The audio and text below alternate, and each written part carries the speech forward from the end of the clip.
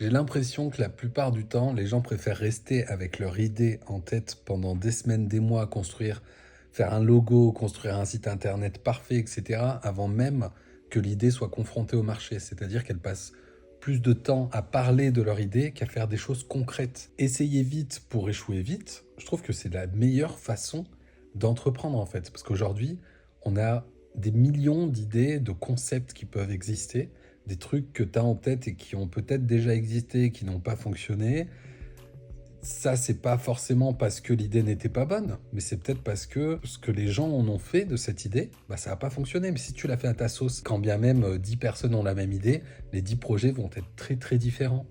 Donc ça peut fonctionner comme ne pas fonctionner. Je suis vraiment dans cet état d'esprit de il faut absolument tester pour échouer vite s'il y a besoin, s'il doit y avoir un échec, vaut mieux que ce soit rapide. Et j'en reviens au début de la vidéo où je disais qu'en fait, je remarque que la plupart des gens, ils ont soit peur d'échouer, soit peur de réussir, parce que réussir, il faut aussi, faut être responsable de sa réussite. Après, il faut assumer, réussir, quoi.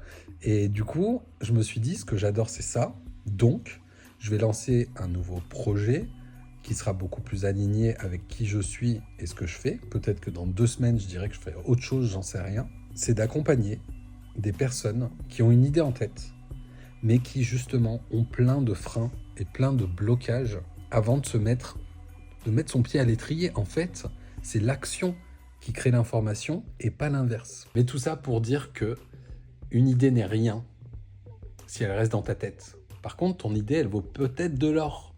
Et si tu veux savoir si ton idée peut fonctionner ou pas, si tu as vraiment envie de passer ce premier pas et ce 0 à 1, je propose des accompagnements maintenant. En tout cas, je fais un petit test et c'est ce genre de vidéo que je fais. C'est aussi un moyen de caler ça là-dedans et de me dire, on teste et on voit si on a des retours. Donc, j'ai créé un formulaire où tu peux me dire ton projet, etc., voir si je peux t'accompagner. J'ai mis un tarif préférentiel pour les premières personnes. Je veux vraiment lancer et tester un petit peu ça. Et c'est une manière de te montrer que la seule façon de le faire, c'est un moment, pas forcément de s'exposer, mais un moment d'exposer ton idée au marché pour voir si ça match ou pas. Si ça match, ok, tant mieux, on continue, on ajuste, on voit comment ça se passe. Si ça match pas, tant pis. Et tant mieux, en fait. Tant mieux parce que ça te laissera le temps de passer à autre chose. Bref, merci de m'avoir écouté jusqu'ici. Je suis très content d'avoir repris ce petit téléphone et de filmer. Ciao, à bientôt!